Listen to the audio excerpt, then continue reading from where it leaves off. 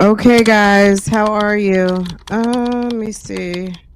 Let me make sure I'm good.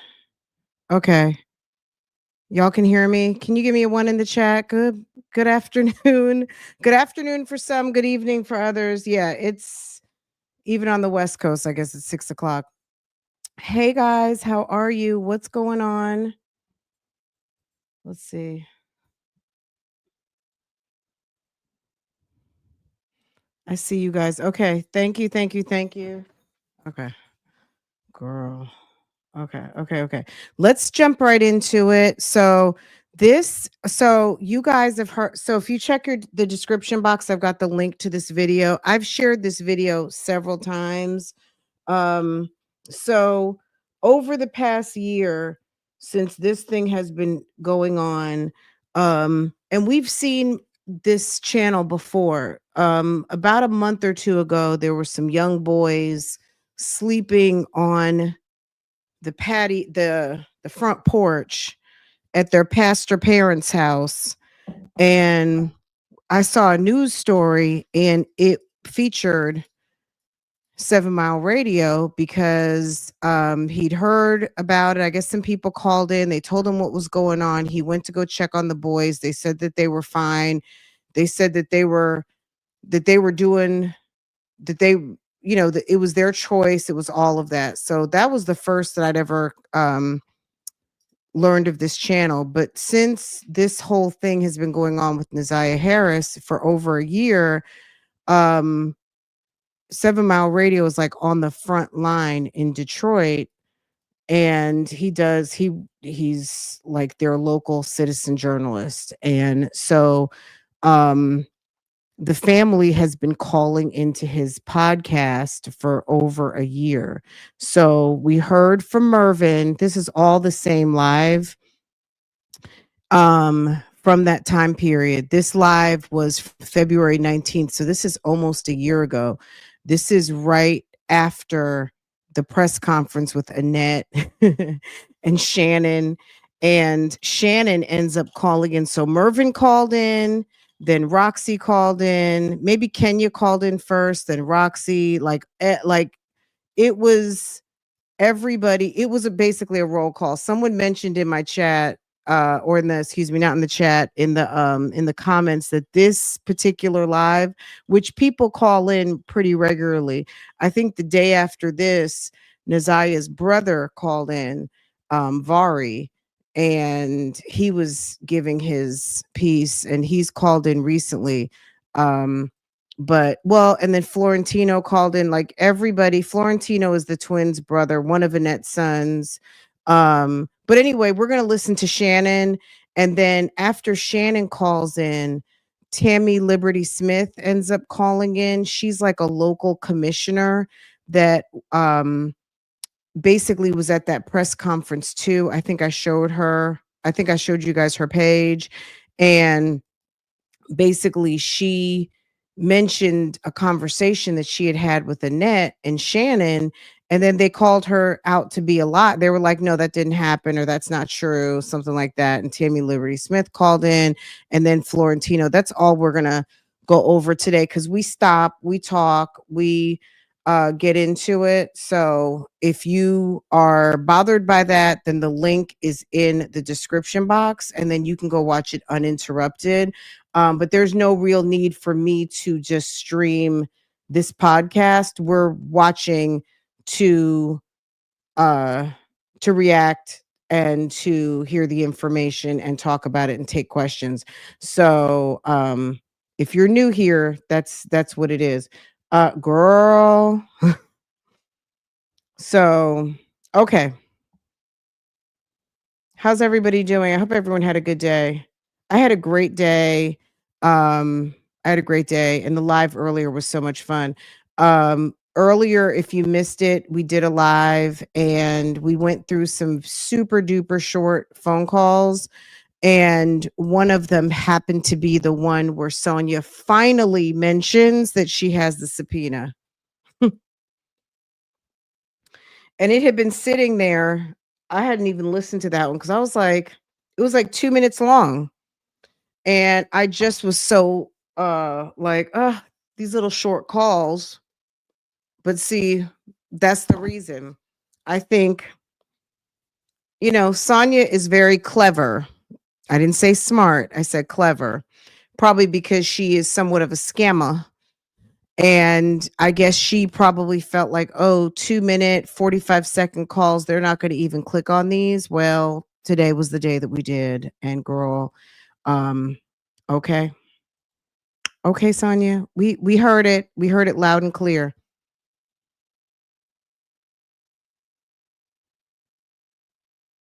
You said Devin and Shannon were in the same room telling two different stories. Who is Devin? Okay, let's listen and then I'm gonna drop the call in so you guys can call in and we can talk about it.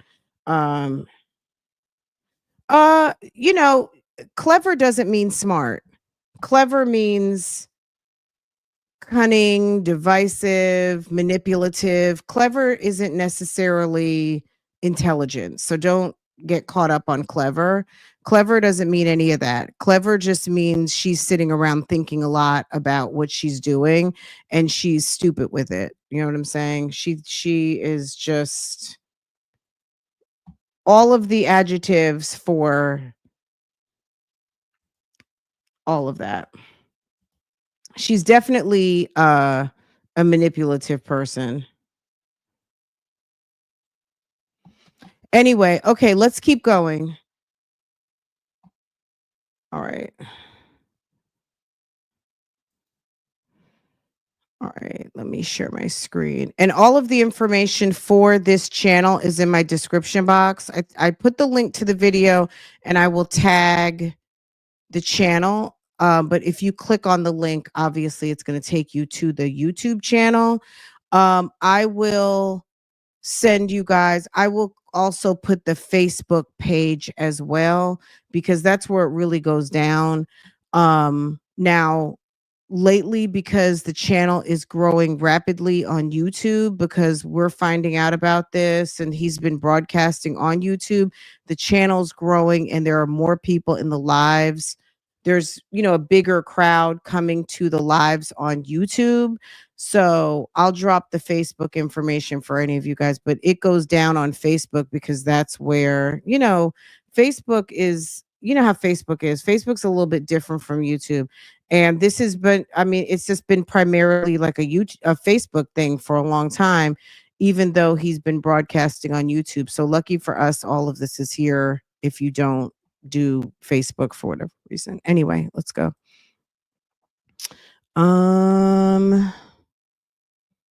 Okay. Like I said, all of the information for this channel is in the description box. Okay, so let me just set the scene too. We're an hour and 46 minutes in. Keep in mind earlier in this broadcast, we listened to Ziyah Harris's father call in, and then there's some other people that call in, and we'll talk about that in another live. Roxy, her mom, Kenya.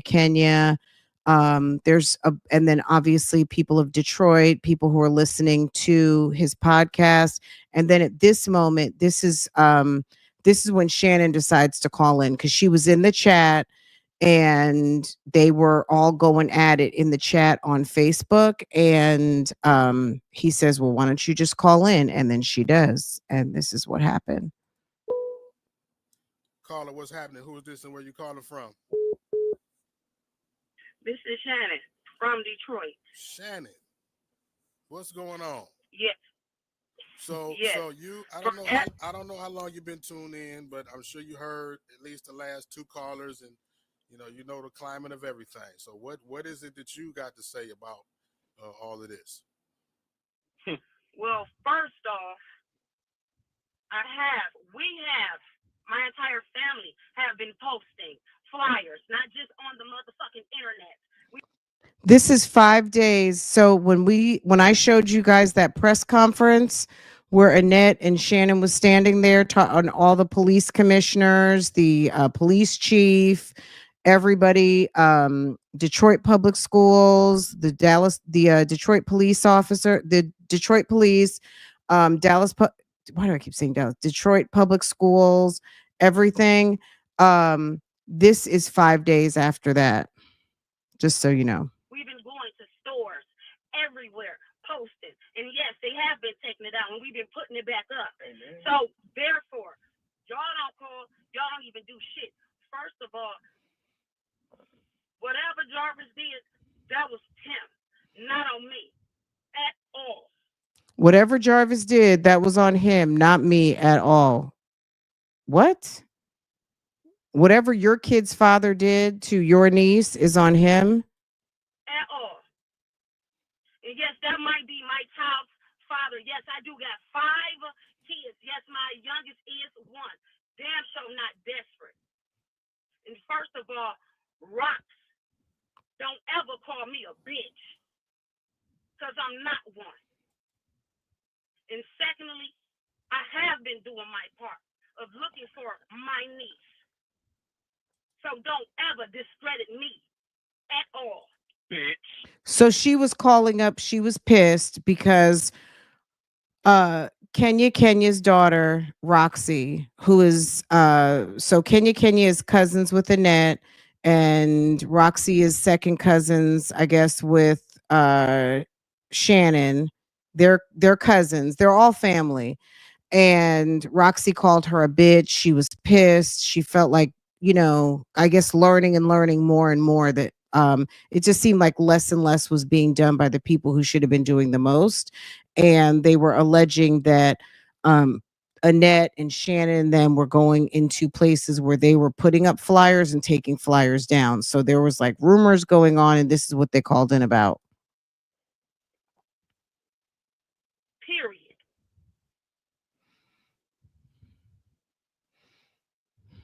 All we need to do is know the first question is, where's my niece? Where can we find her? That's what we should be doing. Looking like we have.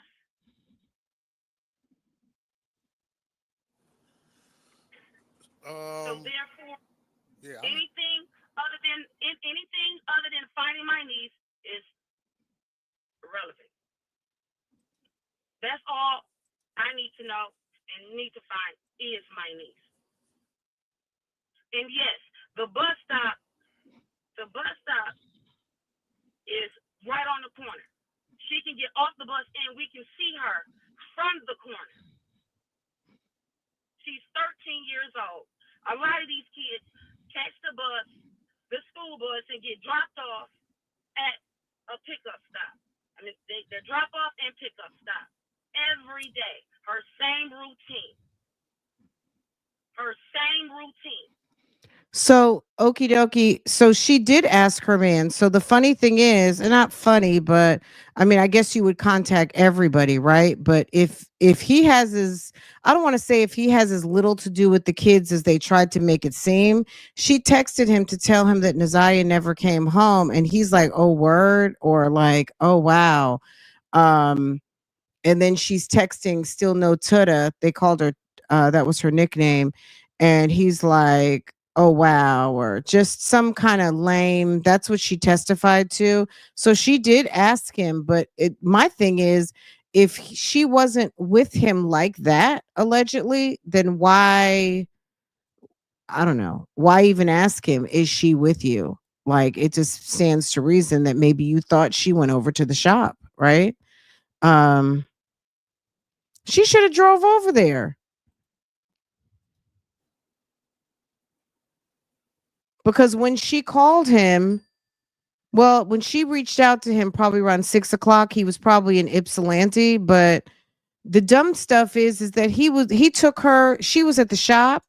He took her to Ypsilanti and he was seen with her. What did he think was going to happen? That's so stupid. And the fact that he lied about not seeing her, that's problematic anyway. But, when we watched the interrogation the other day, the stuff that he already admitted to is going to give him a very long jail sentence anyway. The pictures, the sexting, the being inappropriate with a minor, the pictures that are depicted in the phone, all of that, that's all That's all bad. She'd been over there for hours and hours. Okay, now, I know you revved up right now. You know what I'm saying? Your name is, in the centerpiece of a lot of shit right now, right?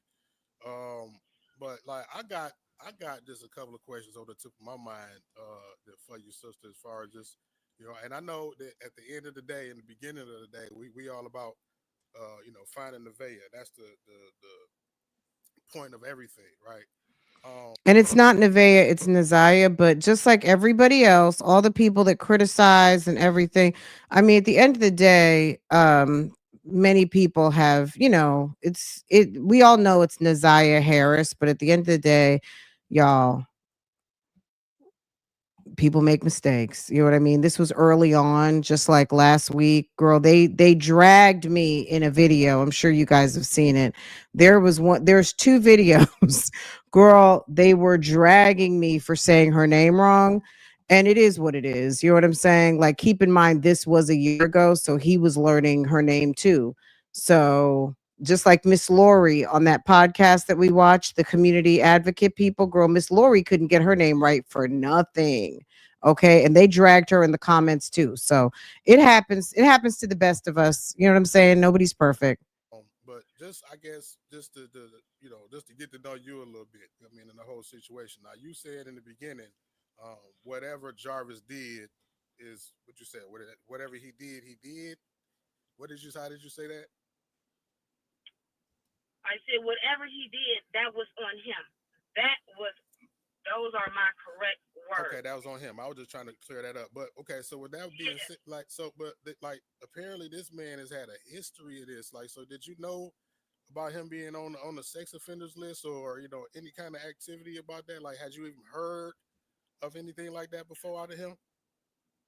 When I met him when I was 19, he did tell me his background.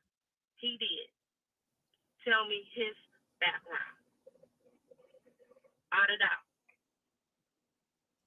And He gave me the the option. decision. So, If I wanted to pursue a so relationship given that his with background was his background was sex offender involving a child, right? And you still made the decision to talk to him. one, I was 19, and two, if society can give you a second chance, why can't someone else give you a second chance as well?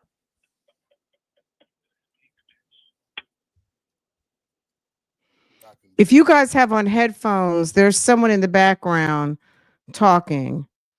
Um, Someone said it was, who'd you say it was in the background? Devin? I can dig it. You could hear in Shannon's background, there's someone else there like co-signing, saying some stuff. Now, now somebody told me that he had got married recently. Do you know something about that? He had got, I don't know if it was last year or something. He was supposed to bought a chick a ring or got married or something. Because then you said you had a 1-year-old by him, or that's your youngest baby is by him, right? All my children is by Right. him. So didn't he? That was that. Did he get? Because I'm just getting what I'm told, right? Did he get married recently, or last what? Sometime recently? Pardon? I said, did he get married like recently, sometime like within the last couple of years or something, or before your last baby was born? Um, Jarvis is not married. Oh, okay. I was just like I said, I was just because there's so much mess. Like I said, going back and forth. I'm hearing that like I don't know. He was with you and cheated on you, got married and had another baby by somebody else, and then got you pregnant again. So I'm just trying to And clarify that's to the see thing. exactly what type of person he is, or what type of person we talking about right here. What did you say? And this is all of this, all these questions is irrelevant besides us trying to find my niece. Okay. Well, I guess what you just wanted to call in to clear up what Roxy was talking about. No, if you have any questions for me, I mean, I kind of asked you just one, and you said it was irrelevant. So I mean, you know, But I don't want to. And like I said, I know this is a whole emotional thing. I mean, it's emotional for all of us, and I don't want you to feel like I'm Yes. attacking you by no means. No, But no, I'm I don't. questioning everybody like I have the questions that I've No, had listening to the story.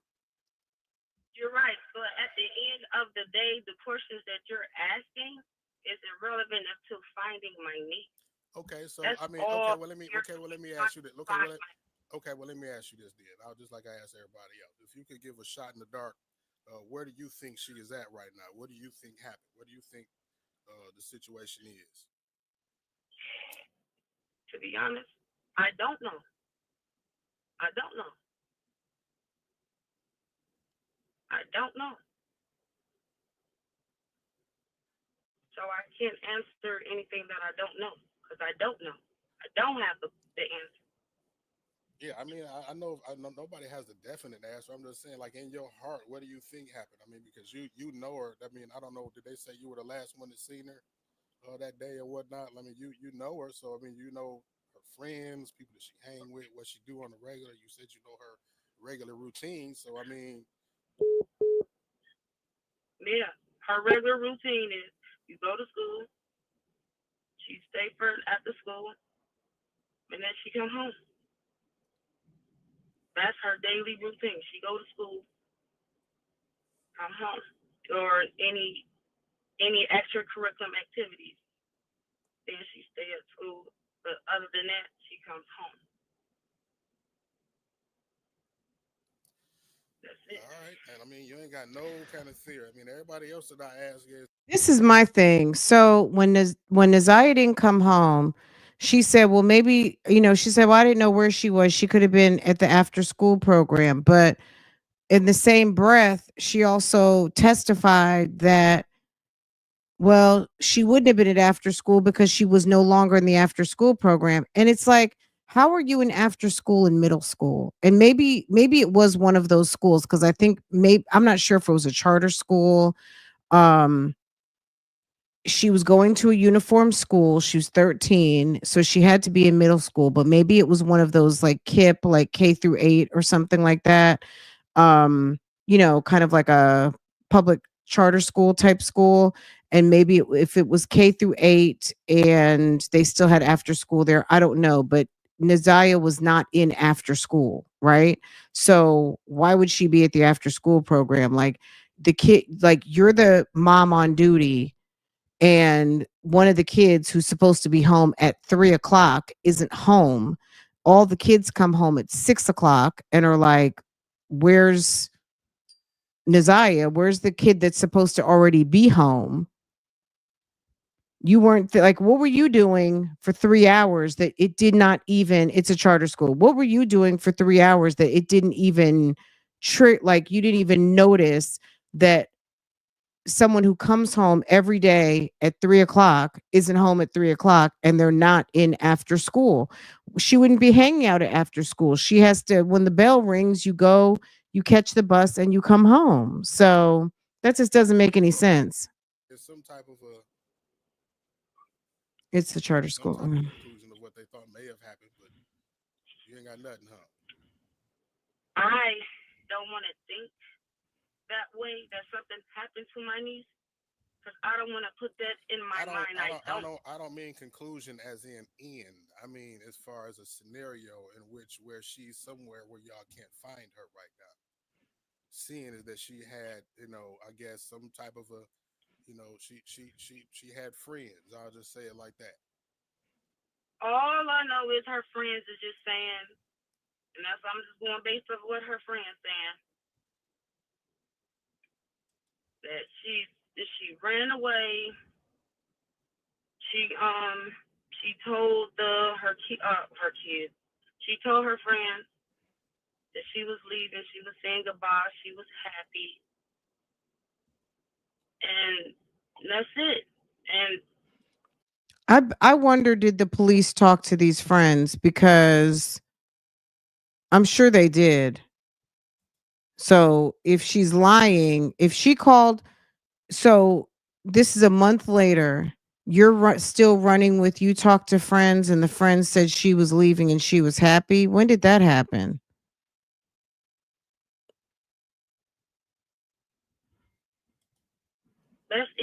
Like that's it. We asked our friends, we asked people, we asked everyone, everyone.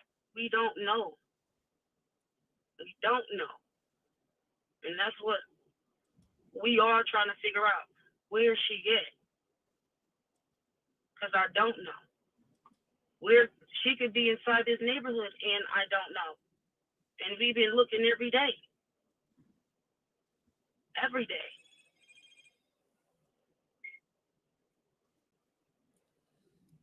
You know, they don't think that this is in the pit of my stomach of not knowing where my niece is.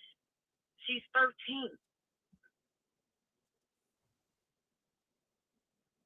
I pray to God every day. Now, would you now That so, like did she ever have a history of running away, leaving the house she no, without she never nobody ran knowing away. for a period of time? No, she never ran away, never went nowhere. Like my mom, yeah, she is strict. My mom's run a tight ship, 10 by 10. You in school, you do what you're supposed to do, you come home. And then you get ready for the next day.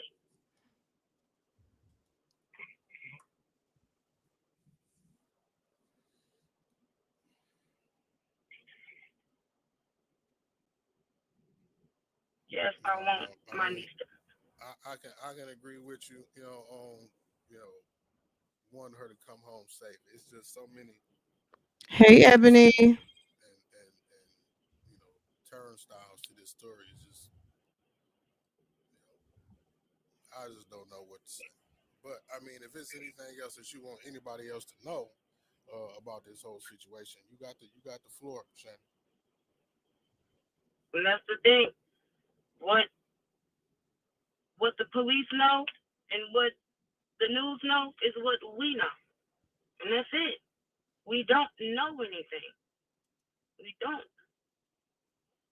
Well, If what the you know police is she's ask me not today to home. give up my phone, I will willingly. What you know is she's not home. Now, if you say that you spoke to friends and friends told you that, then the police need to talk to those friends because that just doesn't make any sense. So it just doesn't make any sense. Jennifer, it happens to me too. When I start the re-app only. Oh, only here. I mean, I'm not even on the monitor. I don't see anything where anyone's deleting any messages. Um I have my moderation thing on. I haven't seen any messages, but I did just click into my YouTube monitor. Um I've clicked on a bunch of messages. I've seen you in it comes over to the StreamYard side when I'm clicking. I just don't click on everything. So if I don't know if that's what you mean, like this isn't coming from me clicking right now and it's showing up on the screen. Yeah, do you guys mind hitting the thumbs up, guys? How does hanging out with grown men and sex offender in a body shop mean run a tight ship? Okay, period. Yeah, I'm not sure what's going on. But just I'm seeing your messages over on this side when I'm clicking on them. So, she's from the hood. None of them ever mentioned nothing about working. Girl, they don't work. Annette's money came from raising kids. Annette is like one of these it's YouTube. Annette is one of these institutionalized type older women who make their money off of like the old school um the just ghetto old school. I'm sorry, I'm just gonna put it like that. Food stamps, SSI, child support, foster care checks, like any type of government check she can get, that's what she's getting. So, I mean, that's the read on her for me because when they asked her to keep Naziah as a baby, Naziah had to be signed over. According to the father, Mervyn, he said that that was what Annette required is that the kid that Naziah be signed over so she could fully take care of her. And what that meant to me is so that she can get those checks. She could get probably a foster care check, some sort of adoption check. I don't know if you get social security money. I'm not sure how that money works when you put your kid when you turn your kid over, but if that made her eligible for benefits, that's what Annette got. So Annette was probably getting money off the table from Mervin, and whenever Kenyatta could contribute something, and she got Medicaid, she probably got SSI for any kids that had disabilities or anything like that. She's kinship money. She's and then also she was creating situations where her daughter was abused. So Annette wasn't a great mother. Annette turned a blind eye while her own daughter was getting abused, and then create a situation where her own daughter couldn't take care of her own daughter, and then the daughter ends up signing her over to Annette. So, and then even Naziah's brother ran away. And when he went to Janelle's house, basically she said she was going to call the police because you're harboring a runaway. So they threatened her with calling the police, all that, because she got a check for Naziah's brother. And then Naziah's brother finally left. But Annette has a long history, and you'll hear about it, of her children running away from the house. This is nothing new. That maybe that's why they weren't really phased by it, because they were used to kids running off. And maybe Jarvis knew about this type of behavior, and it was like that would be nothing new to this family. Somebody running off, not wanting to be there, coming back, in and out type thing. So, yeah, I don't think anyone's deleting anything. It's some sort of glitch. You know what, today, after we were live, I was watching Emily D. Baker for a little bit. Emily was talking about the Brian Koberger case, the Idaho 4 students that got murdered during the pandemic. Anyway, she had like 9,000 people in her live, baby, and StreamYard, she said her StreamYard crashed. Basically, it just knocked her. You know how sometimes like I get knocked out the live?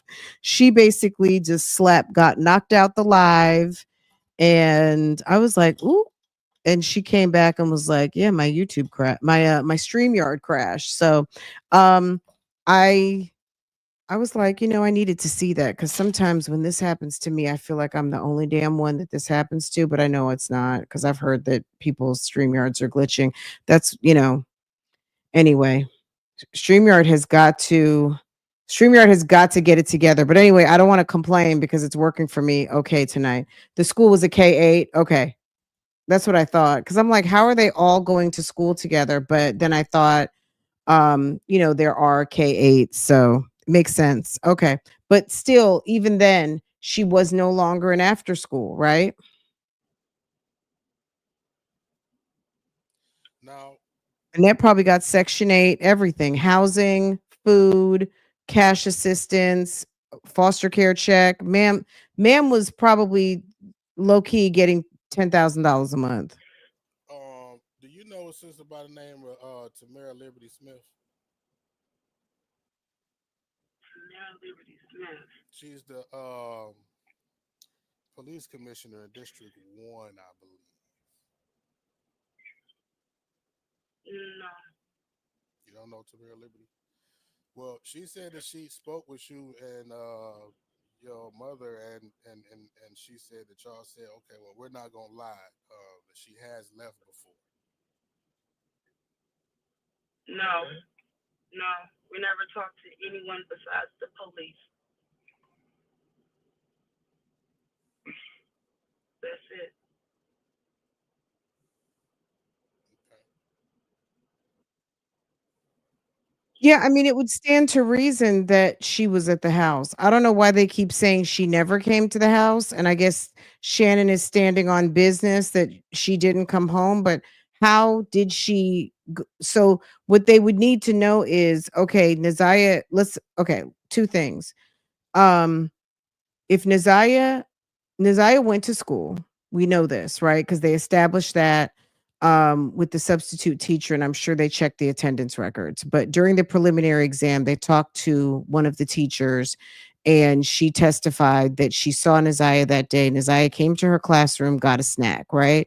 So I'm sure outside of that, they have attendance reports and have her attendance in for that day, right? So if she's required to have certain equipment, if her equipment pinged in the building or her equipment was used at that IP address, then we know that, right? Her equipment didn't magically end up at the house. So if her tablet and her computer or whatever she has that's assigned to her from the school is now at the house, and Annette and Shannon turn it on to give it to the public schools officer, then obviously she was at the house. So Shannon either was in the shower, in the bathroom, sleeping, not paying attention, not home. Something in the story does not align. Yeah, I mean, that doesn't make sense. Also, didn't she have on different clothes? I guess she had on the hoodie. She had on the hoodie. She had on the black, red, and white sneakers. Um, they found that onesie, but did she have on her school uniform still? I think Shannon said she had some jeans on or something. Maybe that's part of her uniform. I'm not sure. But yeah, it would stand to reason if her school equipment was there. That's why I keep asking, was her backpack at the house? If her backpack was at the house, she definitely was at the house. But if her school computer and tablet, or tablet, whichever one she had that was assigned to her, is at the house, she was at the house. So maybe she went in the house undetected and slipped out and just intended to be home sooner, which would mean, and if she didn't pack anything, that girl didn't run away. She went got in the wind. She went to go and hang out with Jarvis, and Jarvis had a whole nother plan. Annette wanted to check. That's why she didn't follow. Yeah, and they made it seem like she was a runaway. Like, maybe, I don't know. I didn't get to I don't know exactly what she said to the people, but it does stand to reason that maybe they felt that she was a runaway and they didn't put a lot of energy, as much energy as they should have into it. I don't understand how she had on a pink. I don't, girl, I don't know if she had on that pink onesie. Her shoe was wrapped in a pink onesie, but and it's so cold. Unless it was something like with a sweatshirt, and I don't know.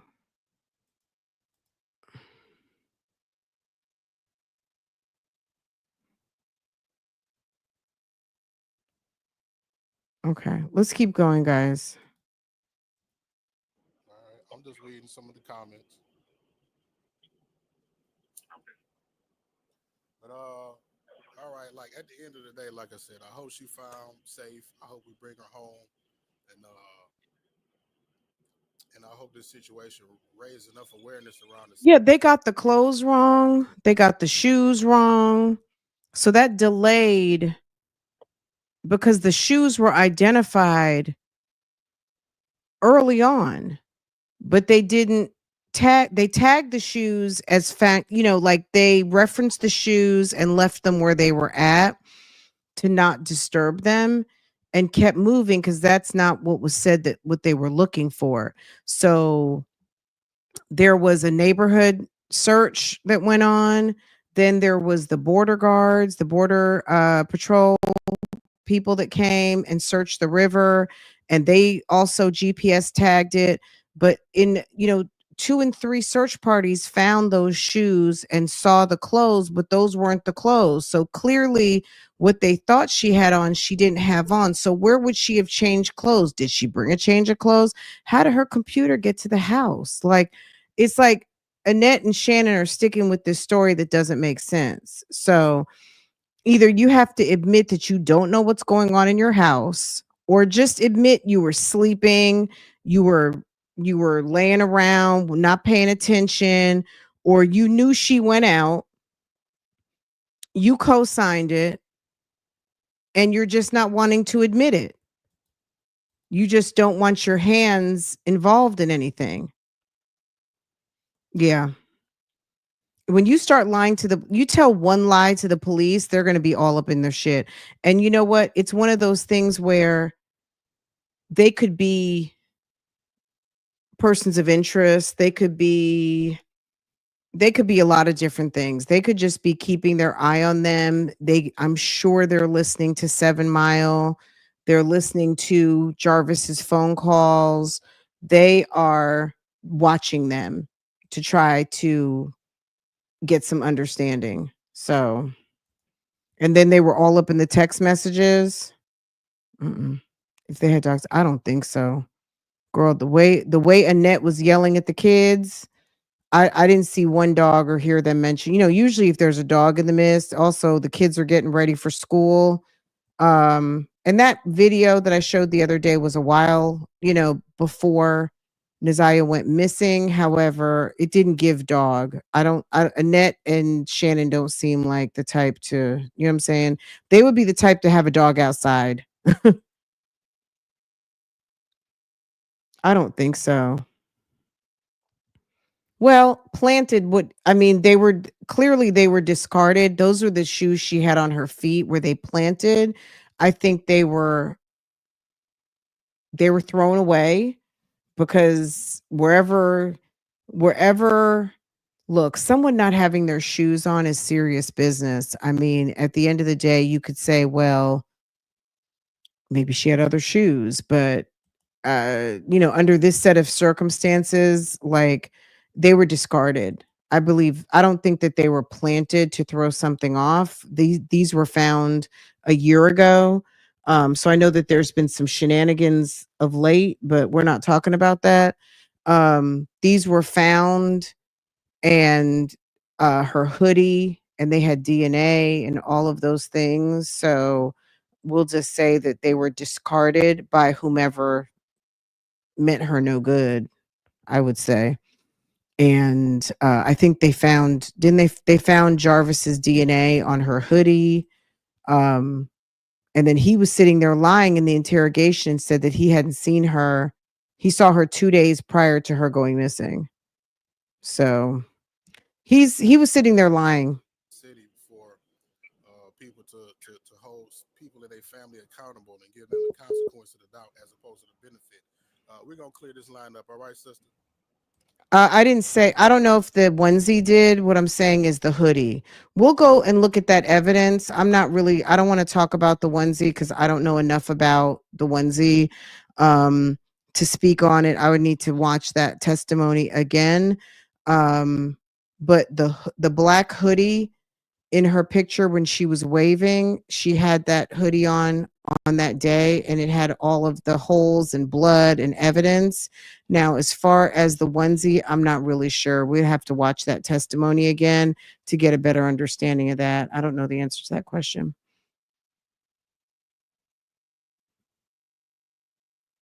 Mm. Mm-mm-mm. Wasn't that awful, Ashley? They didn't look for her because yeah. I mean, if the sad thing is to know that a grandmother and an aunt could be so heinous like that. You know what I mean? If that's actually the truth, that's awful. It's terrible. All right. Okay, so Shannon really just wanted to call and cuss out Roxy and defend herself, and that's basically what she did. She didn't really answer Mark's questions. She kind of, if society can give a second chance, well, I guess she can give a second chance. And what she did was she allowed this person to infiltrate her home. there was a tablet that Annette said she bought for her and for her birthday, and there was one she used for school. The resource officer testified that he gave the school tablet to the police. Well, we're going to learn more about it. Keep in mind, this thing is far from over, and the preliminary exam was just that, preliminary. Just imagine the mountain of forensic, because there is no body at this time and they're trying to prosecute him for murder. If you thought that there was a lot, which they went on for 5 days. I mean, you see murder trials go 5 days. They went a preliminary exam, probable cause, 5 days. So just imagine what they're going to bring for a trial. I'm sure they have a lot.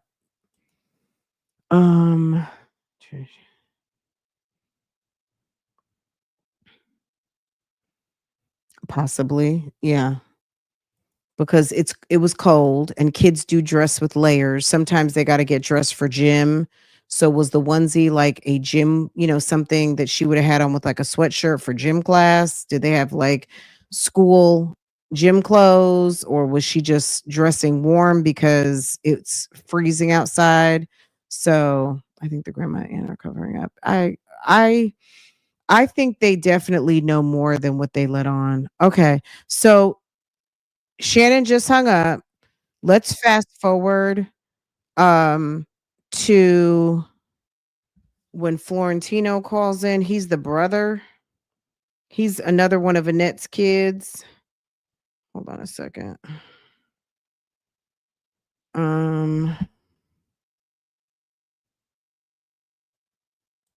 Wait, what are they?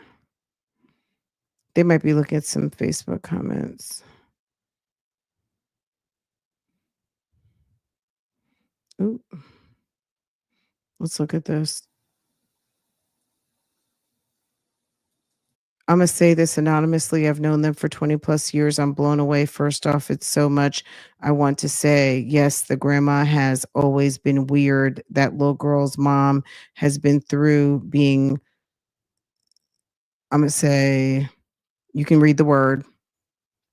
And her little brother, I only know for it to be 5 of them. She had that baby off a one night stand with a man. Yes, she is on drugs, and Shannon is a big dummy for that man. She knows he touched her niece. They all know it, and they gonna keep sweeping stuff under the rug. They need to search that house, and some lie detectors are needed because Shannon knows where that baby's at.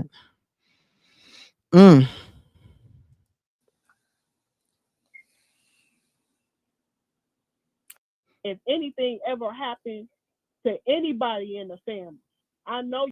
So Shannon kids okay, we're gonna do all of Roxy's. I'm gonna get all the timestamps and we'll do all of Roxy another day.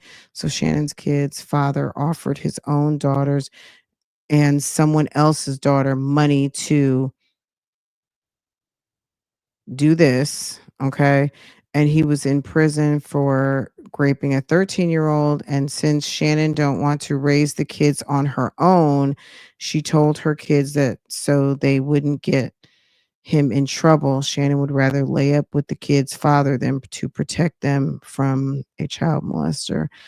But hey, there's more. Lady is so messed up. So Lady, when they say, hey, there is more, Lady is so messed up. Lady is Kenyatta. They call her Lady. Because Annette did not believe her when Annette's husband, Charles, was raping her. She swept that under the rug. So there you have it. It runs in the family. Okay. Is okay at Annette's residence. And so is the holy then thou. Annette knew about Jarvis. Don't call me out when I talk any something. I got the facts. If you don't have the whole story, then shut the fuck up. STFU. Okay. 349-39-3. All right. This next person who's calling in, do they have another screenshot? Okay.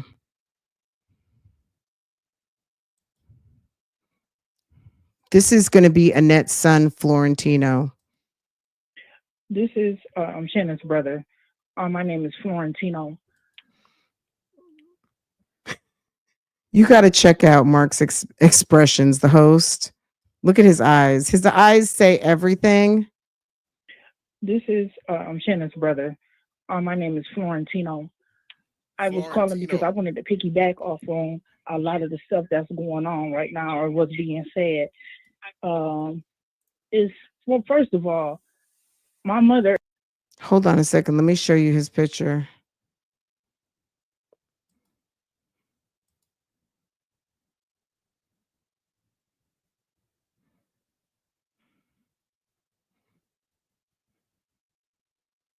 Okay, that's Florentino.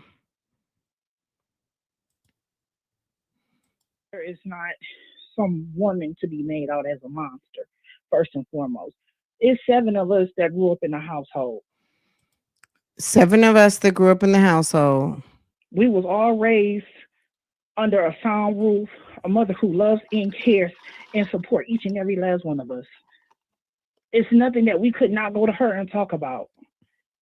But for them to sit here and to make her out like she condones this, like she accepting somebody to touching or rape her grandchildren, this is some bullshit.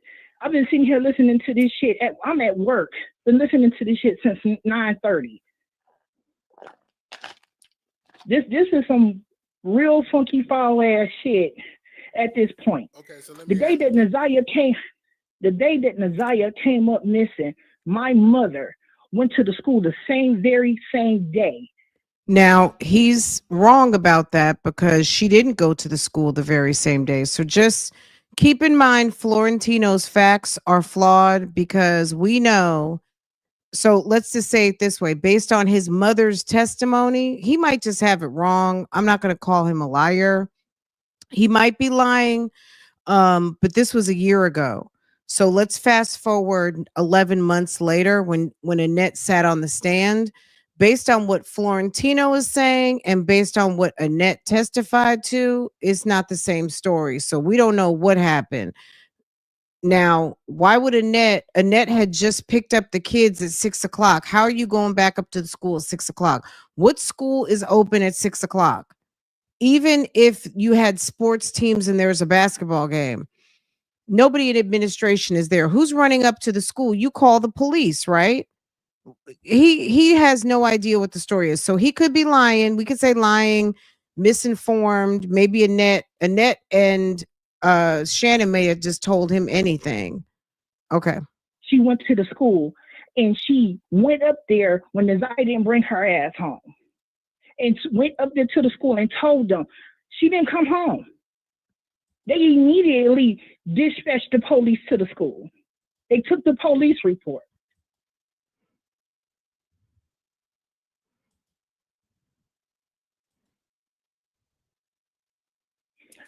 So the day she went missing, they dispatched. They filed a police report. And then he didn't watch the press conference because even so, outside of Annette testifying in the preliminary that she went up there the next day, how about at the press conference? She said Department of the Detroit Public Schools said that Annette contacted them the following school morning. So even at this point, Florentino might just be, we could say, hey, Florentino, look, you don't have your facts straight at all, sir. And the streets are saying that you're lying because this is 5 days after the big press conference that they did. Well, we can watch the press conference again if you guys want to and see what actually happened. Because Florentino, baby, you should have checked your facts before you called in because it's not right. You got everything wrong, sir. Report with DPD, not the Detroit Public They filed the police report with Detroit Police Department. My mother got up to the school at 7:20 p.m. She got up to the school.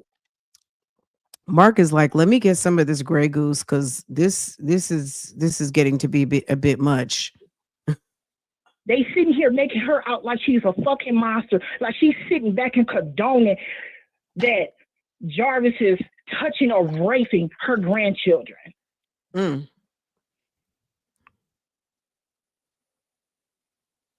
I have sat here and listened to Kenya's ass. I have sat here and listened to Rod's motherfucking ass. I have sat here and listened to all this bullshit. Everybody want to point the motherfucking fingers at everybody, but ain't nobody doing a motherfucking thing. Ain't nobody came and did shit. Ain't nobody came and passed out no motherfucking flyers. Ain't nobody did shit. But everybody want to voice their motherfucking opinion about what my mother should or shouldn't be doing. She got on that motherfucking air. She said what the fuck she said to the press. And that's all the fuck it should be at the end of the motherfucking day. Yeah, but it's like, Florentino, did you watch your mother in the press conference? Because you are saying things that was not said. Your facts don't align with what your mama said during the press conference, which we're going to replay in a minute. She loved her grandchildren just like she loved us. She raised 7 kids. She will go to the moon and back for each and every last one of us. Ain't no motherfucking molestation going on in that house. I wasn't going to even say nothing, but this whole thing from the beginning to the end has pissed me off. From even yesterday's live has pissed me the fuck off. Mm.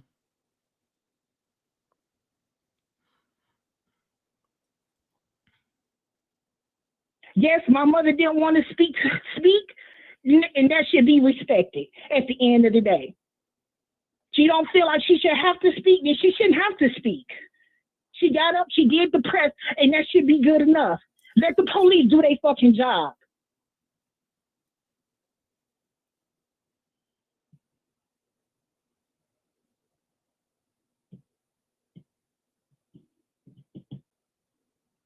Far as Shannon, my sister, and Jarvis, she a grown-ass woman. Let her deal with that and let her handle that. I'm not going to even touch off into the subject about that. That's her baby daddy. I'm sure when she got with him, she didn't know that shit off rip.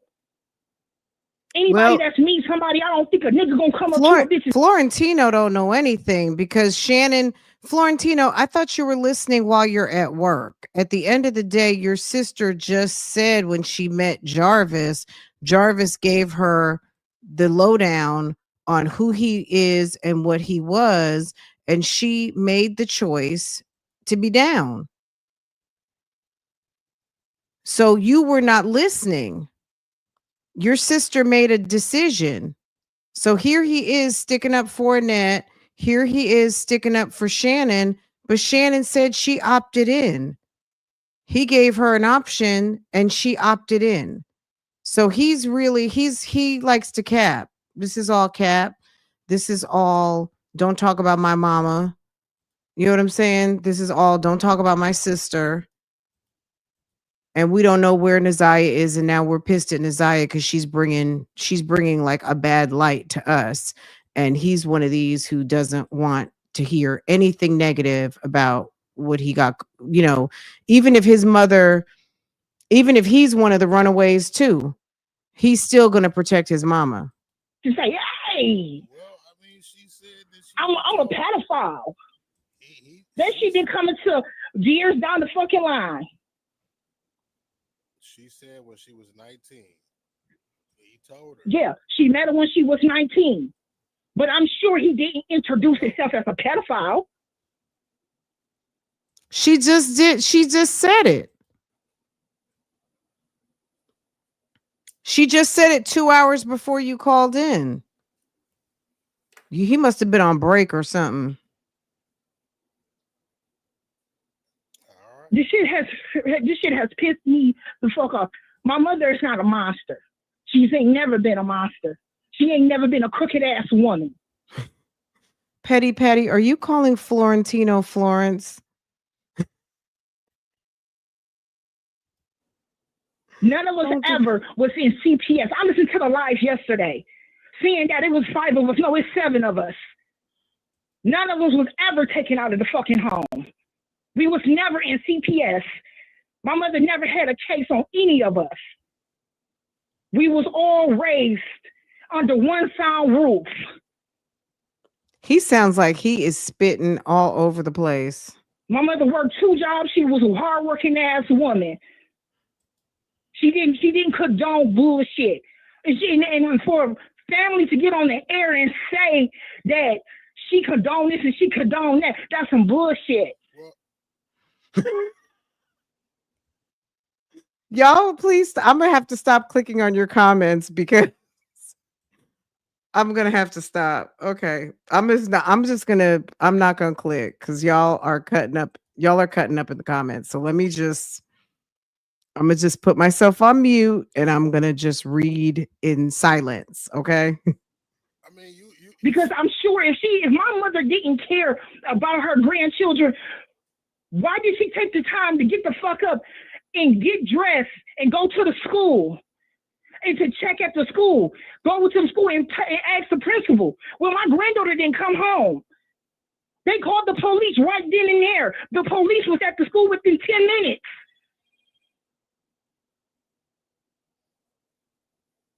She loved her grandchildren. She doesn't just own her kids. She never disowned any of us.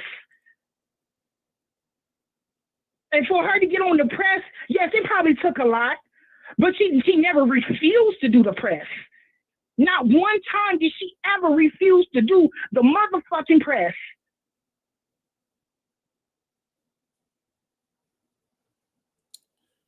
People kept calling and saying, well, we see Ziyah. Ziyah is being seen in the public eye. A couple of gas station tenants say, oh, we seen her come in the gas station and rip her sign off the window. People say, well, we see her on Warren, East Warren in Bedford, or we seen her on East Warren in Corville. We see her walking up the street, or we see her going in a couple of gas stations. Oh, somebody said, oh, we see her going to Nino's Market on East Warren.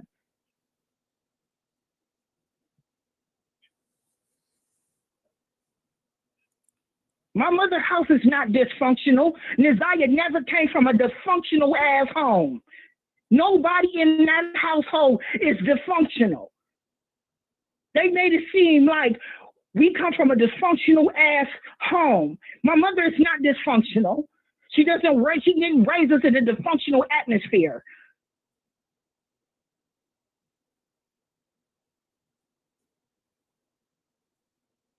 He really didn't even need to call in. Because he's so mad and he's not. I mean, at the end of the day, he needs to just say, you know what? Fuck all the facts. And at the end of the day, I'm standing behind my mother.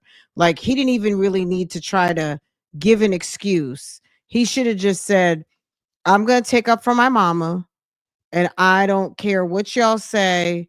At the end of the day, my mom is a good professional public assistance check collecting mother who was not on her job on January 9th. And one of the children that is up under her care, supervision, and roof is gone. So that's what she got to account for. At the end of the day, she called the police. She got everybody involved. And like if they're trying to say, it's almost like Florentino's trying to say like all these people are allegedly seeing Ziyah at that time, because keep in mind this is the date, okay? So almost a year ago.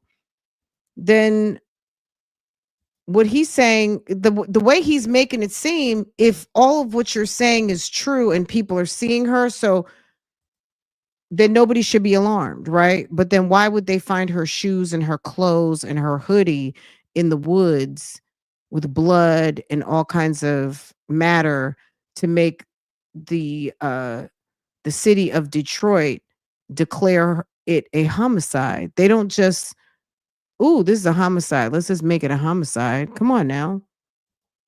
You don't have your facts straight.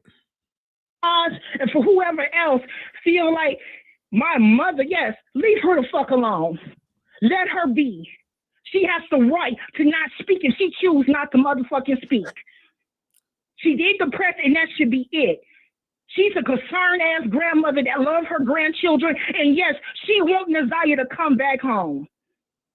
If my mother was so dysfunctional, I don't think the state would allow her to even adopt 2 children out of the fucking system. They didn't know she was off the chain at the time. My mother, yes, she's stern, but she's been like that for years. She's a zero tolerance for bullshit, and everybody know not to bring bullshit to her motherfucking house. So if that's true, how in the world was Jarvis sneaking through the basement and running around stealing children's undergarments? How was all of this texting and sexting and all of these things going on? If she runs a tight ship and she knows everything that's going on up in that house, how was everything that was going on up in that house? How is it that you got foster kids and your daughter is having baby after baby after baby with a convicted sex offender? How are kids being propositioned? How are you allowing? She runs a tight ship, but you're allowing 2 young ladies, 2 little young females to go out alone, unsupervised with someone who doesn't have control of themselves, who likes to help themselves to young females. How is that even true?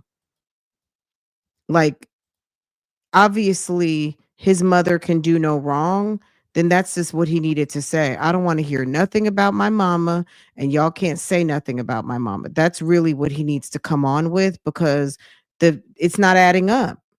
It's not adding up. Goddamn right. And I don't give a fuck about any motherfucking family member hearing this or anybody feeling like they need to comment on that shit. I'm bagging my mama up. Okay, my mama is doing what the fuck she can do, how she can do it, and what's best fit for her. But she loved her grandchildren just like she loved all 7 of our grown asses. This shit has been pissing me the fuck off since yesterday live. What kind of grandmother will just sit back and allow and condone? What grandmother won't call her granddaughter out? She's doing what she can do. And if she choose not to motherfucking speak, then that woman should not have to be forced to speak. So listen, you keep reiterating on that part, right? And I feel like that's like you feel some kind of way about me asking her about, like, now for you to No, I don't feel like nothing about you asking her anything. I just feel like the comments, everybody, what they feel like, what my mom should be doing, what type of grandmother she should be. She's any damn grandmama that love her grandchildren.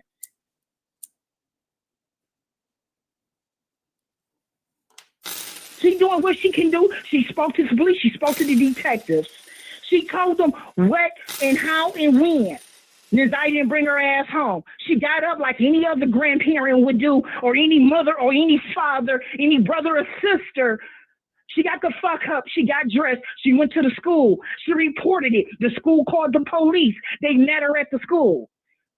My mom didn't wait no 24 hours to report Ziyah missing.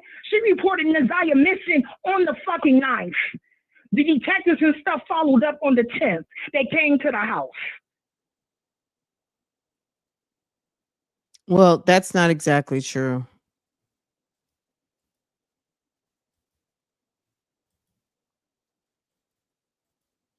And you say the grandmother, that's your mother, right? So you wanted Yes, that's my mother. Yes, that is exactly my mother.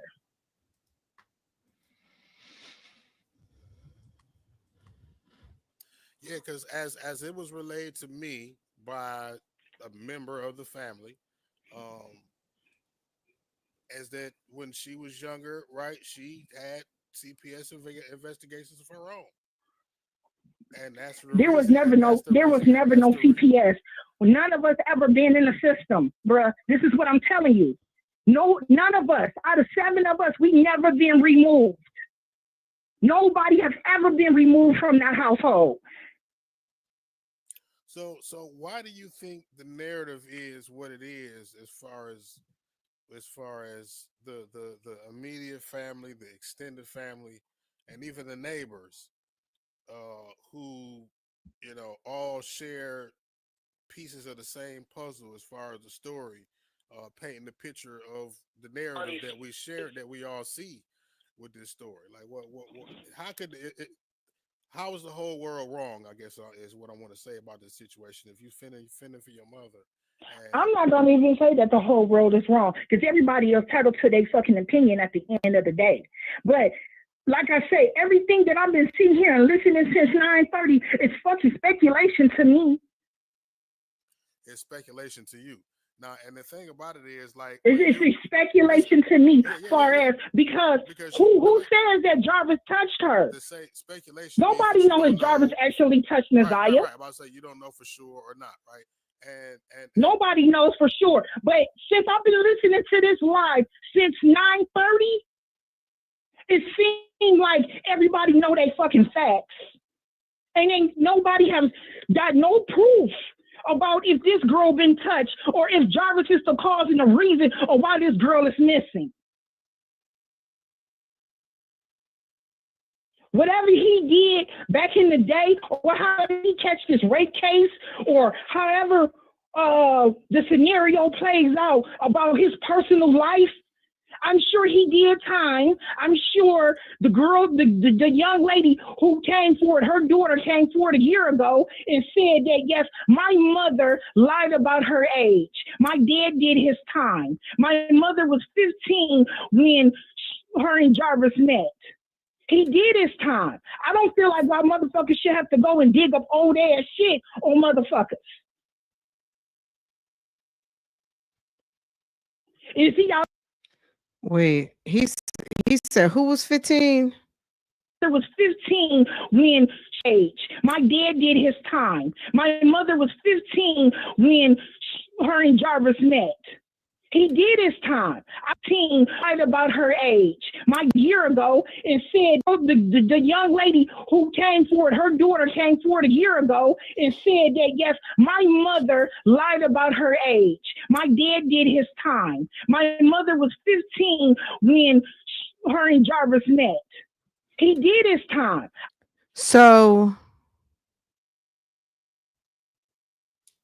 the person, when Jarvis did his time, the girl that he had the child with was 15, and then the girl came forward and said, what?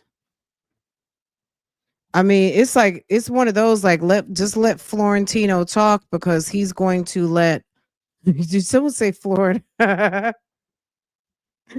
Just let Florentino talk, because he's just talking. He's just, yeah. I don't feel like my motherfuckers should have to go and dig up old ass shit on motherfuckers.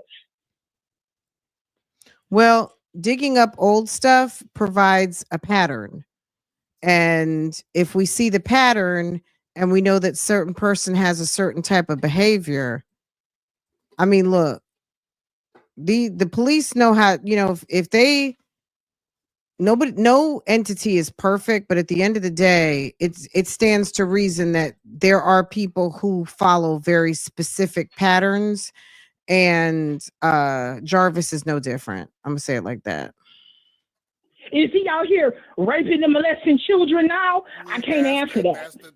That's what's in question. Shit. I mean, and if he got that's the question. The question is, what I feel like this is, at this point in time, Ziyah is missing. That's all we really should be focusing on, is trying to find my niece so we can bring her ass. Does Florentino not understand that asking these questions help?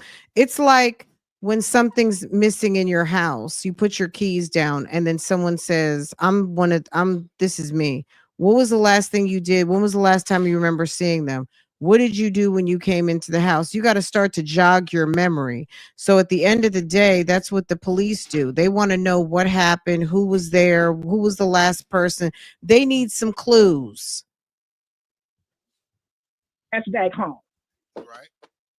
But I guess within and then everything else we can deal with after that.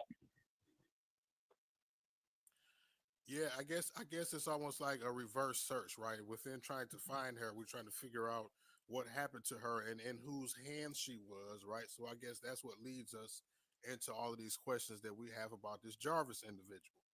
So, he comes up in the conversation of where she could be and why. So that's why he's relevant to the conversation. It's not like we're diverting away from looking for her by inserting him into the conversation. I mean, he's part of the conversation in regards to, I mean, as far as the court of public opinion is concerned. So that's what that is. I don't believe. Thanks, Sassy. Diverting away from anything in the search, right? I mean, I don't imagine that the 500 people that's watching this live right now would be boots on the ground right now at 1:36 in the morning. Even though it is that important to us, right? It's again, we're investing our time and energy and efforts right now, and doing what we can in the space that we're in to try to develop some answers, but. You know, I agree with you, and I agree with Shannon and everybody else when they say that finding her is the main concern. But at the end of the day,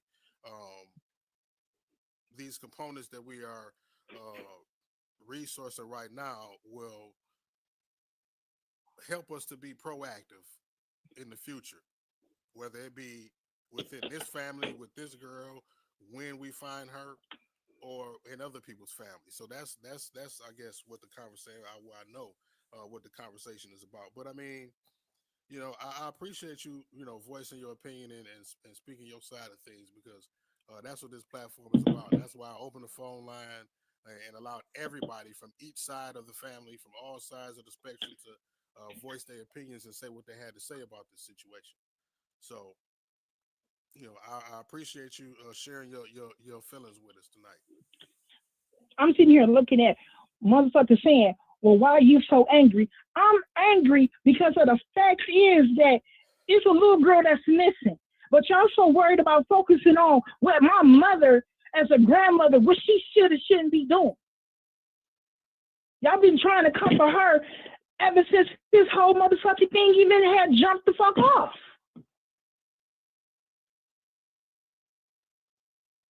She's not that type of woman to sit back and allow and to condone some bullshit. I'm sorry to have to say that. She's a better woman than that to allow somebody to touch her grandchildren and think they just gonna get away with it. I have sat back and I have listened to this live yesterday and today. They talking about something. My older sister was in a crack house at 11 years old. She was pregnant. Drugs and shit didn't come later on down the line until she got much older. My older sister, Kenyatta, I'm not going to call her lady, and I'm not going to call her Chantel. I'm going to call her by her government name, Kenyatta. Kenyatta was never in a crack house. When she gave birth to both of her children, she was way much older than what she is. Talking about something, she was in a crack house at 11 years old. She was never in a motherfucking crack house at no 11 years old. Yes, my sister is going through some troubles right now in her life. But who don't? Who don't have motherfucking troubles? Florentino tell all the business. Everybody always got an opinion about something, but I guarantee you, if everybody on this motherfucking live look in their own motherfucking closets, I guarantee you. Okay, but that's not the point, Florentino. Your niece, your sister's daughter, is missing. Relax. Like, I don't understand how he doesn't understand. He's sitting up here trying to take it so personal. Your sister's child that's up under your mom's roof, who your mom gets a good check for, okay? Your mom was asleep on the job. Your sister, Shannon, was asleep on the job. Somebody was asleep on the job because they didn't notice that someone who's supposed to be home at 3:00, after 6:00, they're not there. And y'all playing like you don't know anything of what happened on your street. You don't know what she wore. You don't know if she came home. You don't know what's going on. You're over there texting Jarvis. Why? Then you're putting out there that friends are saying this and friends are saying that. Like, come on now. You push them rusty, dusty ass clothes to the motherfucking side. I guarantee you, everybody on this motherfucking life will find something that they got to deal with in their life. So stop coming for my family like we some motherfucking monsters. Like we just sit back and we condone this bullshit. Because nobody ain't condoning no rape. Ain't nobody condoning motherfuckers being pedophiles and molesters touching children. Well, word on the I street. wasn't gonna even say nothing, but I couldn't even hold my fucking mule because this whole fucking life has pissed me off since 9:30. Well, I can't sit back no more and hold my fucking tongue in this bullshit, especially when it comes to my mother. Because we're not made out to be sick individuals. Nobody is covering up anything. Ain't nobody lying about anything. Ain't nobody telling the kids to not say this and not say that, covering up shit. Ain't nobody telling the kids nothing. If Shannon says she don't know, then she don't motherfucking know.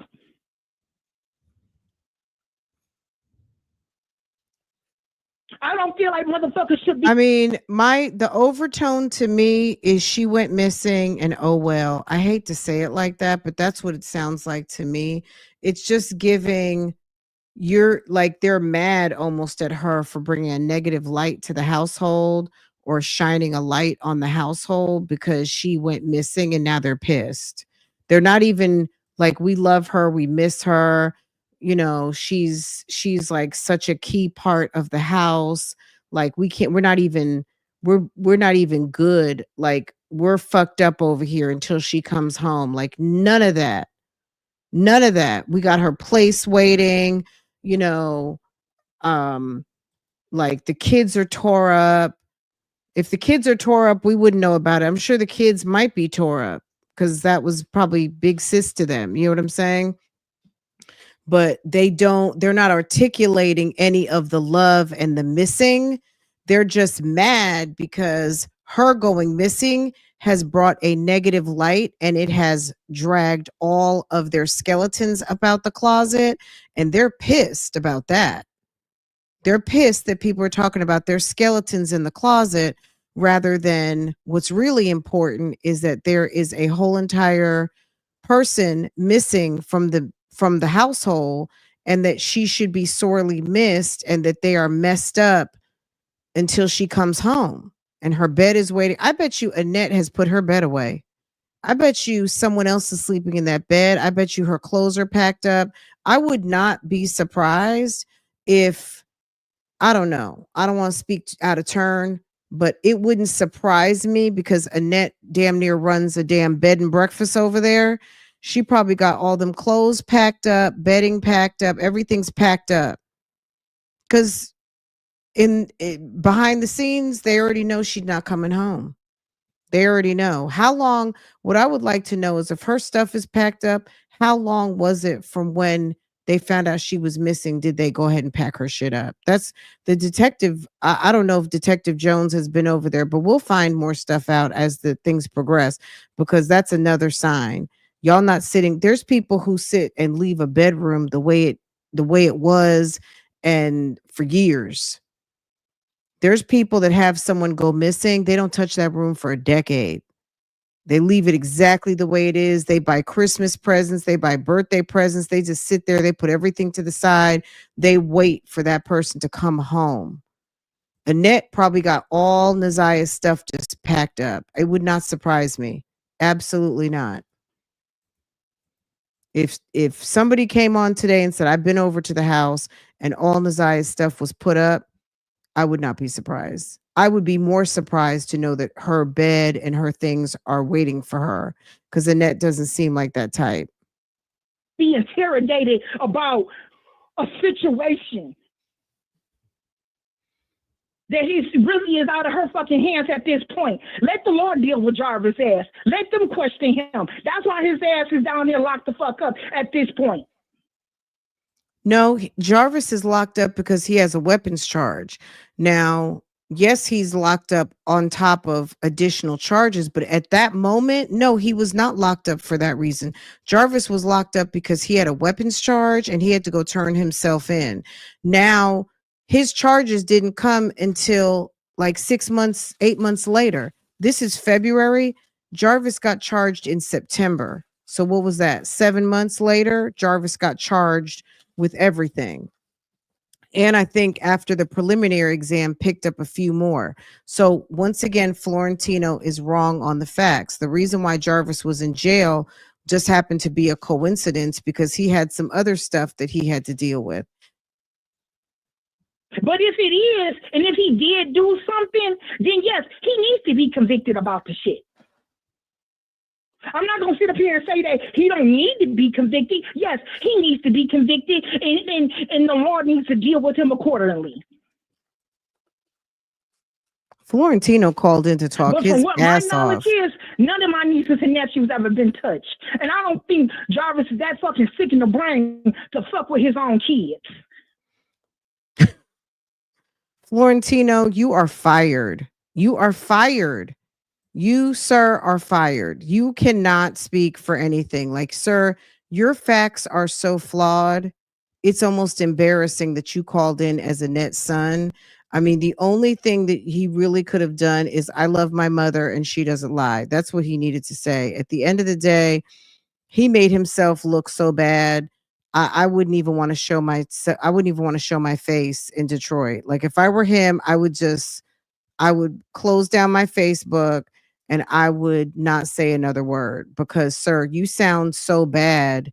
It's comical that you called in and put yourself out there as a family member. It's either like Florentino is so bad, it's giving troll. It's giving you trolling because you don't know shit. It's bad. This is bad. This is embarrassing. Mark was just like, you know what? I'm going to just not say a word. Let me just let him continue. Let's just let him talk. And as for my sister, I'm Just begging when you her think up he's at done. this point. Yeah, she probably was on here and she was talking because I listened to her. She came on here. Yeah, she probably was a little shook up. She probably is teared up about this shit. But who the fuck can say that she don't have feelings or she's not feeling some type of way about the situation or feeling some type of way because her baby daddy is mixed and tangled all up in this bullshit? I feel like people are coming from my family, and I feel like motherfuckers need to stop. If you're not gonna be a help to the problem, trying to help find this girl, so then I'm gonna. If he said if you're not going to be a help to the problem, nobody wants to help the problem. We don't. Nobody is going to be on here trying to be a help to the problem. Florentino, you need to learn. I feel like people are coming from my family, and I feel like motherfuckers need to stop. If you're not gonna be a help to the problem, trying to help find this girl, so then I'm gonna just respectfully ask you to shut the fuck up. If you're not going to be a help to the problem and help find this girl, so the problem is that Ziyah went missing. I mean, I guess that's true, but that's not a problem. That's an emergency. That's a crisis. That is a you see how the overtone is that Ziyah is gone and it's a problem. I mean, yes, it's a problem, but most people don't call a missing person a problem. That's very sad. That to me just gives a general overtone about how they feel about the situation, and it's obvious. That shut the fuck up, mind your own business, and pretend like shit not motherfucking happening. Can you believe that? Wow. This is his advice. If you can't help, this is what he wants you to do. To the problem, trying to help find this girl. So then I'm gonna just respectfully ask you to shut the fuck up. Get back, shut the fuck up, mind your own business, and pretend like shit not motherfucking happening. A mess. You can pretend like it ain't happening, but I'm just saying, just don't pretend like it's motherfucking happening because everybody want to focus on what motherfuckers should or shouldn't be doing. We doing what we can do. We getting out. We passing out flyers. We knocking on doors. We asking motherfuckers, have you seen this little girl? We doing our homework as a family that cares about our loved ones. Well, why do you keep calling her this little girl?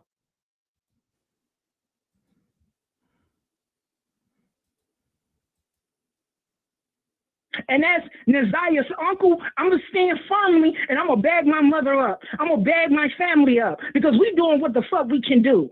And if a motherfucker don't like that, well, too goddamn bad. You can kiss each and every last one of our motherfucking asses. That's all I got to say. I have a good night. Wow. All right.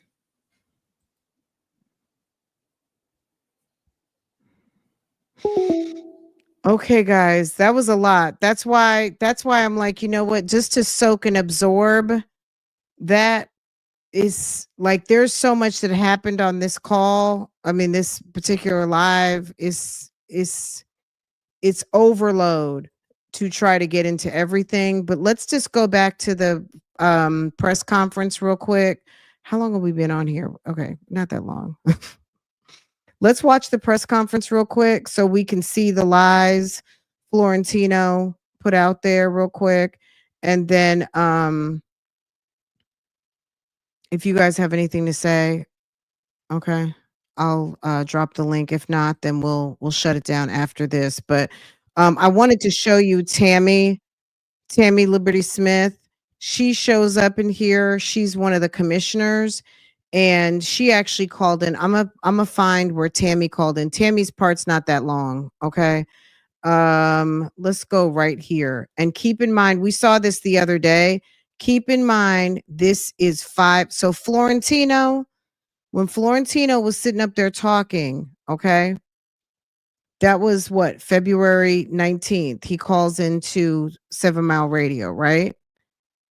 This is February 14th. This is 5 days before his mother was just on TV and did a press conference with the police, and he didn't get anything right.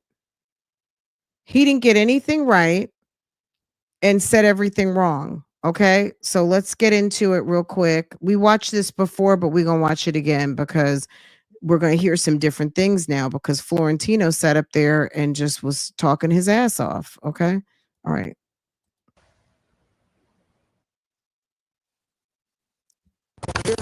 That's fine. So this lady right here behind, that's Tammy Liberty Smith, the lady with the lashes. Okay. Right here, that's Tammy. So when they talked about Tammy called into 7 Mile also. Okay. I will pull up Tammy's part and let her and play her part real quick. Okay. After we hear this. That's fine.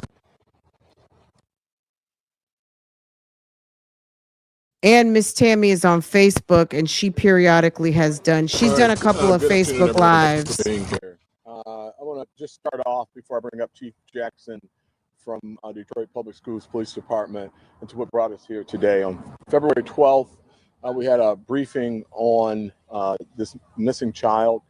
Yesterday, we had a much more comprehensive and detailed meeting where he brought forth a number of different factors as to what occurred and what they have been working on. We left that meeting with some very serious concerns about Ziyah's safety. And I'll bring up Chief Jackson at this time to give you an overview, and I'll be coming back up to talk about the details. Chief Jackson. Good afternoon. Back on January 9th, we believe Miss Ziyah Harris did not return home from school. She was a student at Clark Elementary. January 10th, her family went about the process of reporting her missing. We began our investigation at that point. We began working back, following through her on her last known steps, possible person she was in contact with, some of her school-age friends, gathering different information. As we began to work back through that information with our local, state, and federal law enforcement partners, information that we obtained has led us to this point here. At that point, we reached out to Chief White to let him know the developments that we had. And so at that point, we decided that this investigation had kind of gone past the four walls of our building, and Chief White stepped in to help us out. Chief White. All right, thank you, Chief. So again, after our meeting yesterday, we were very, very concerned. I made the decision at that time that we will take lead on this investigation. We'll be bringing in our local, federal, state partners, a very concerned community, our Board of Police Commissioners, our civic leaders, every single person to assist us in bringing little Ziyah home. That's the goal here, is to do everything we can to bring her home. We have debriefed on a number of different factors. We're hopeful that we find her well, but we can't operate on hope. We have to operate on information, investigation, and work, and that's what we're here to do today with this incredible show of force that we have at this time. I will bring up Deputy Chief Carrie Sloan to talk a little bit about some of the aspects of the investigation at this time, but I will tell you that it is still early in the investigation on our part. Although DPS has done a number of different things, we are now doing a number of different things. We are actually, in fact, repeating some things to lay eyes on exactly what aspects of the investigation that we want to have some firsthand information on. So she's not going to be able to provide you granular detail at this time, but we'll just give you an overview and highlight some of the things that we're going to be doing. DC? Good afternoon. Deputy Chief Carrie Sloan, the Detective Bureau. First, we would like to express our deep concern for the welfare and safety of 13-year-old Ziyah Harris, who has been missing since January 9th. I would like to ensure Ziyah's family that DPD intends to utilize every possible resource that we have to bring her home safely. As the Chief mentioned, we are currently working with our local, federal, and state partners to establish exactly what occurred in this situation. At this point in the investigation, we are aggressively searching for Ziyah and examining every piece of evidence to understand what transpired. We are in the process of re-examining and re-interviewing all witnesses and anyone with any possible information that can assist us in this investigation. DPD is committed to working this case until we locate Ziyah, and we are asking the community for their help and anyone that has any information to reach out to the Detroit Police Department. Commissioner. I want to thank the Detroit Police Department and the Detroit Public Schools Police Department, those two chiefs, for working together in a unified manner. I stand here in full support of this department in finding our little precious child. And I ask everybody in this community to come together and rally with this department so that we can be able to find our young sister safely, prayerfully. And it is my goal to do everything in my power and within my sphere of influence to be able to work with the chief and this department to ask the clergy, ask every community person out here, all the block clubs, come out for this baby. I plead with you. And I'll say, if you are holding this young child, I ask you to please find in your heart to let her go. And if anybody have any information regarding this situation, please contact the Detroit Police Department. And I'm just here on faith and making a commitment myself. If anybody have any credible information, that I will add $1,000 to any type of support to be able to find this young baby, because that means that much to me for this baby. I have a daughter. All of us have children, and this child need our help. And please turn the information over to the Detroit Police Department as soon as possible. One more right behind you, Chief. And then Commissioner Smith. Commissioner Smith, yes. Yes, good afternoon. I stand here in support today with the Detroit Police Department as well as the Detroit Public School Department. We're today in unity in hopes that we find this child safely. I'm just conveying the message that it is against the law to harbor a child. If someone is harboring her or keeping her against her will, please let her go. If any children or friends or neighbors or anyone who've seen her, please speak up. It is extremely important, and we are very concerned. The community is very concerned for the safety of her return. Thank you. Thank you, Commissioner. Chief, sir. Okay, so before we see Annette and Shannon come up, let's listen. Let's go back over here real quick. Okay. Hold on. Let me move this banner. Girl. All right. And listen to this. So Tammy, the lady who was just speaking, this is her calling in soon after Shannon had called in. Okay. So we're going back a little bit. This is before Florentino, but okay. I'm just trying to introduce to y'all the cast of characters.